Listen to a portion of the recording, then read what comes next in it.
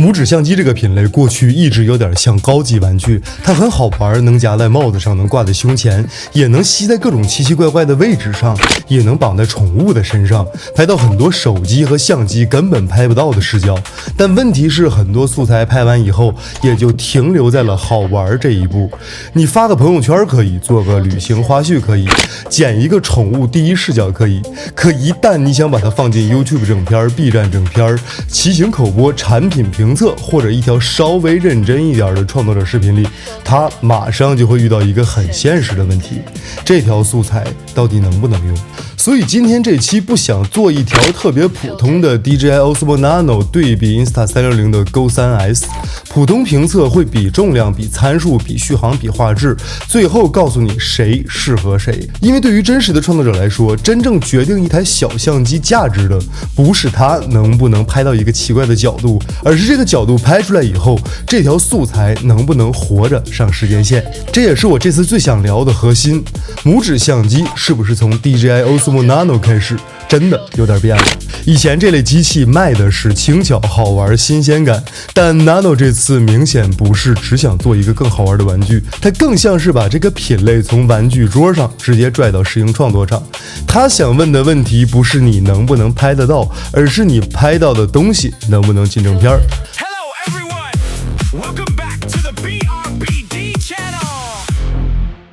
Hello， 大家好，欢迎回到 BRBD 的频道。今天我们这期聊 DJI Osmo Nano 对比 Insta360 Go3S， 但我先把结论放前面。Go3S 依然是一台非常舒服、非常聪明的生活记录相机，它轻、简单、成熟，特别适合宠物亲子旅行、日常第一视角。但如果你问我哪台机器更像一个创作者会认真剪进正片里的自由视角机位，我会更偏向于 DJI 的 Osmo Nano， 不是因为它更会玩，而是因为它更像一套完整的拍摄工作流。这就是今天这条影片的核心判断。Go3S 解决的是你愿不愿意开始拍， DJI Osmo Nano 还能解决的是你拍完以后愿不愿意认真剪，更像创作者素材库里的一个新机位。听起来差别不大，但对真正做内容的人来说，这个差别非常大。我们先把 Go3S 的优势说清楚，它最厉害的地方不是参数，而是低压力。你把它夹在帽子上，挂在胸前，吸在某一个位置，它不会让你觉得自己在进行一场很正式的拍摄，它更像是一个随身的小视角，看到什么就拍什么。孩子跑过去，宠物冲出去，旅行路上突然有一个画面，你不会想太多，直接拍就完了。很多普通人不是不会拍，而是一想到拍摄就觉得麻烦，拿手机要举起来，拿相机要开机对焦构图，拿运动相机又觉得有点太刻意。Go3S 这种产品的价值就是把拍摄动作压得很轻，你不一定会拿它拍一条很严肃的作品，但你会更愿意记录生活里的那些本来就会被错过的小片段。它的问题也很明确，素材更偏轻量记录，8比特的后期空间、单机续航和大量素材处理效率都没有那么宽裕，所以对我来说 Go3S 很适合随手拍马上发。但如果进入一条严肃创作的工作流，它会更容易碰到边界。但今天我不是来聊谁更像玩具的，我更想聊谁更能干活。因为对于普通人来说，拍下来已经够了，对于创作者来说，拍下来只是第一步。真正进入剪辑台以后，你会发现小相机最大的差距不是它能不能吸上去，不是它能不能夹在衣服上，而是它拍出来的东西能不能用上。白天都能拍，顺光都能拍，普通走路都能拍。这个时候很多小相机看起来差距不大，但一旦到大光比、夜景、骑行、风噪环境需要后期调色的画面，差距就开始出来了。你会发现有些素材只是有画面，但不能进正片，有些素材才是真的能用。这两个词儿完全不是一回事儿。所以我建议大家看这类拇指相机，不要只看它能不能拍到特殊视角，而是要看它的素材成活率。这个词儿听起来有点狠，但非常真实。你今天拍了10条素材，最后有几条能进正片，有几条能调色，有几条的声音能用，有几条不是一导进电脑就想删。创作者最后拼的不是拍了多少，而是留下多少。从这个标准看，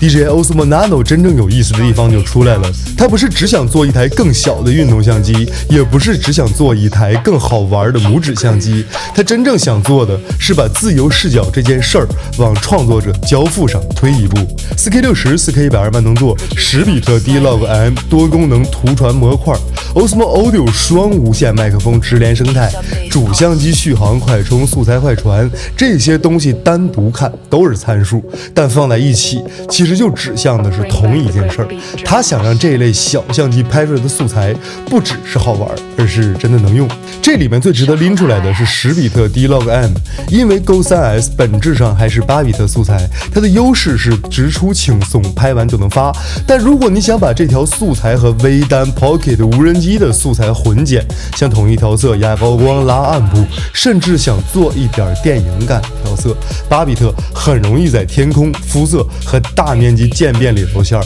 Nano 的10比特 D-Log-M 不是让普通人每条都去重度调色，而是给有后期需求的人多留了一层安全垫儿。你可以不用，但当你需要的时候，它能让这台拇指相机更像创作者素材，而不是只能当生活花絮。先聊暗光环境，因为大晴天顺光很多相机都能拍得不错，这种对比意义不大。真正考验拇指相机的是从暗处走出来脸还在不在，夜景里边走边拍画面会不会抽，逆光场景下天空和人物能不能都保住一点，傍晚霓虹下人脸会不会脏，暗部会不会一片糊。我对于这种相机的标准是能不能剪进正片。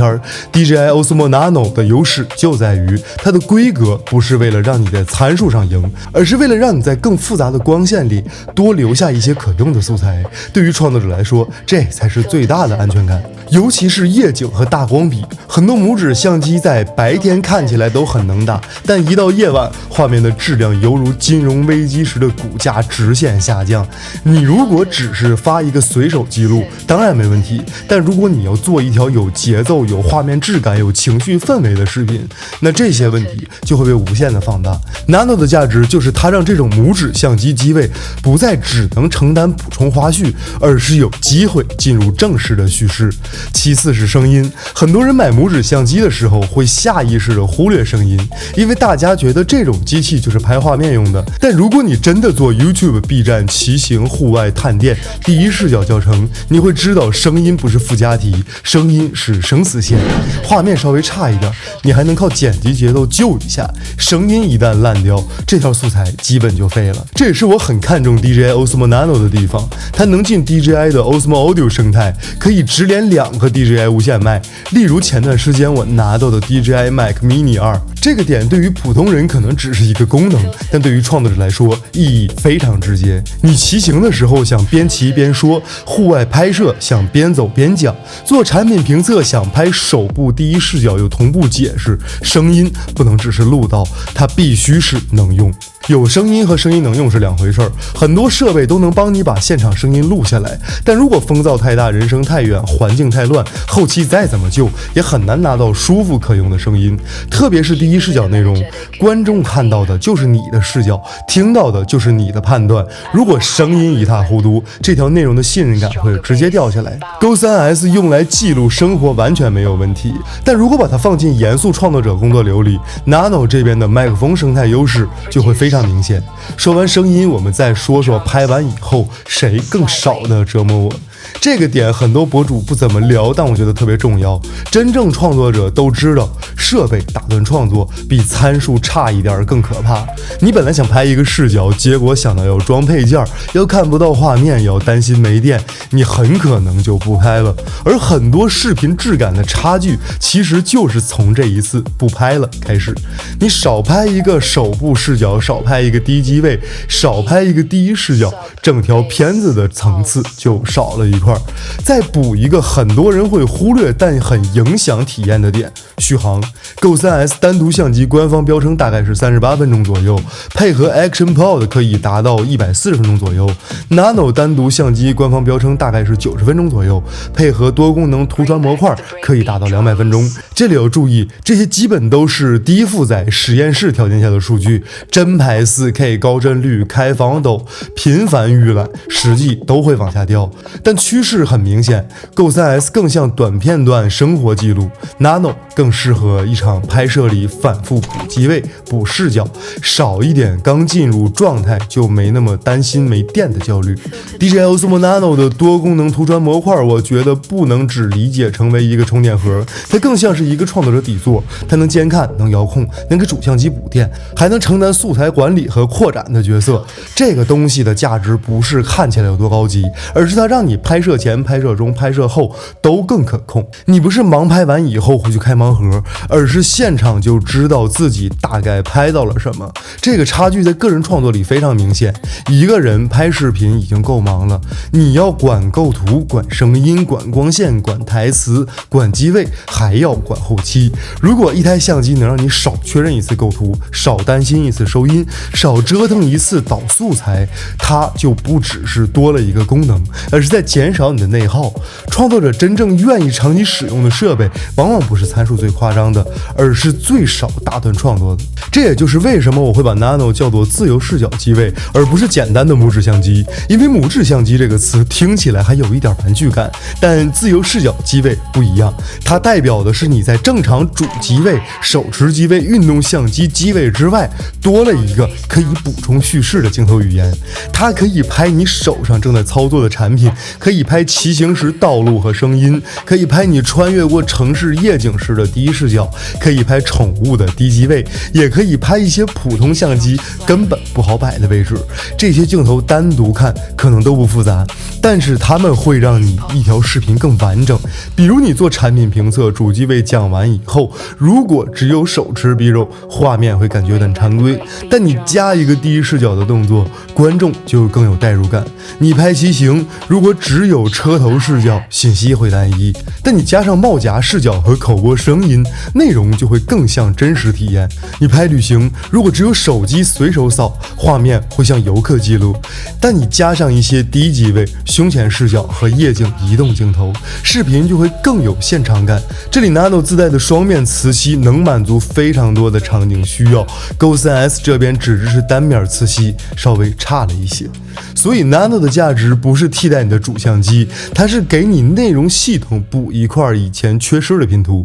所以如果你是一个内容创作者，或者你正在认真做视频，甚至你已经有相机、有手机、有运动相机，只是一直缺一个能拍特殊视角又能进正片的机位，那 DJI Osmo Nano 的价值就完全不一样了。它不是让你多买一个玩具，而是让你多一个能提升视频整体感官的自由视角。所以这两台机器没有谁赢谁输， Go 3S 赢在轻松，赢在生活化， DJI Osmo Nano 赢在画质规格、声音生态、图传模块、素材管理和创作者工作流。一个让你更容易开始拍，一个让你拍完以后更愿意剪。你要是拍生活， Go 3S 很舒服，你要是做内容， Nano 更像是未来拇指相机应该走的方向。对我来说，这就是这期横评真正的重点。拇指相机的玩具时代不一定马上结束，但 DJI Osmo Nano 确实让这个品往前走了一步。它不是给所有人准备的，也不一定是最轻松最可爱的选择，